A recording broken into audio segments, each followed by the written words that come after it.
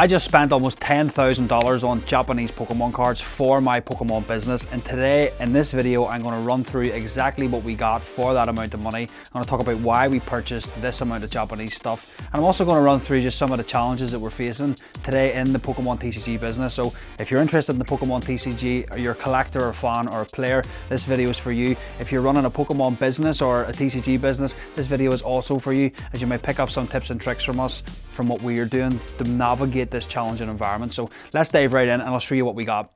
Boys and girls, times are tough at the minute. Oh, times are tough. Look, let me illustrate this to you in the best way I can, yeah? If I go to the main supplier's website right now, which is Asmodee in the UK, let me tell you what we can order, okay? I'm going to pull the list up as I am talking to you. Let me tell you what we can order. We can order Rapid Strike Urshifu League Battle Decks. We can order Battle Academy 2022. We can order Venusaur and Blastoise Battle Decks. We can order Lucario and Ampharos Battle Decks. We can order Melmetal and Houndoom. But are you getting the picture? Every item that's available to order right now from the main UK distributor for TCGs and specifically Pokemon is Battle Decks. There are no packs. There are no tins, there are no booster boxes, there are no ETBs, there are no collection boxes. There is nothing available to buy. That creates a problem both for the business and also for the customer. I mean, from the customer perspective, you're going to, I think you're already seeing this, but you're going to struggle more and more to find product in stores, you know, and it doesn't leave you with a lot of options. What'll happen for the smaller stores is they can't buy product to sell. They can't pay their overheads, they can't pay their bills. They either go out of business or they'll raise their prices for the stuff that they do have.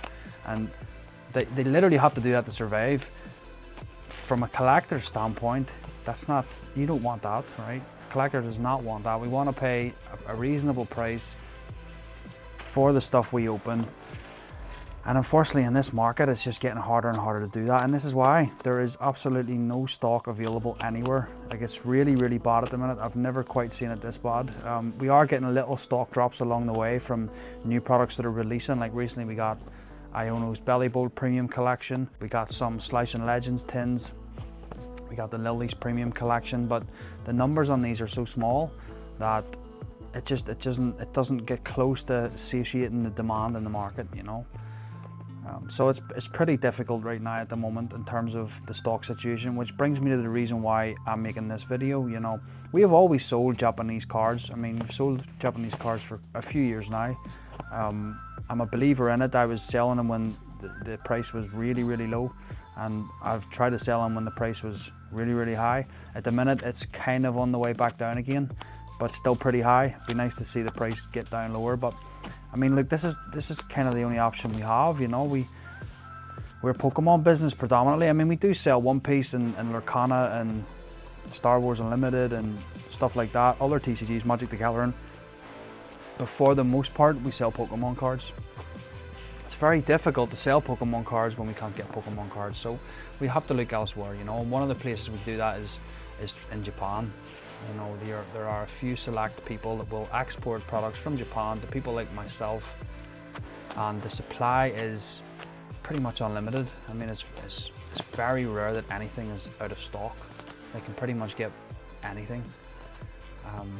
So we have no choice, you know. We have to resort to this stuff. And look, as a player or a fan or a collector watching this video, if you're struggling to get your hands on some product, I would urge you to consider other languages, you know. Maybe that is the way that you do it. Maybe that's how you still enjoy Pokemon in times like this. I mean, recent releases like Prismatic Evolutions and Surge and Sparks to some extent, you know, they've just went a little bit crazy. Destined Rivals, which is just about to drop, that's going to be, I think booster boxes are like £200 on eBay. ETBs are around £100 or £80 or something like that. It's pretty heavily inflated, and it's going to be very difficult for you to enjoy that, you know.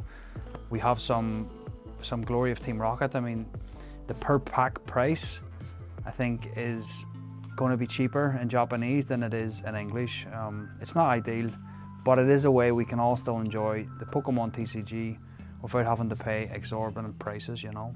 And I will also caveat it with this situation will change. It will swing back the other way again, where there's so much stock and not enough demand, and the prices will start to come down again on English product, and it'll be very rare that you can't get any stock. I mean, that's a given, that's going to happen. The question is when. With the 30th anniversary next year, is it going to be before then?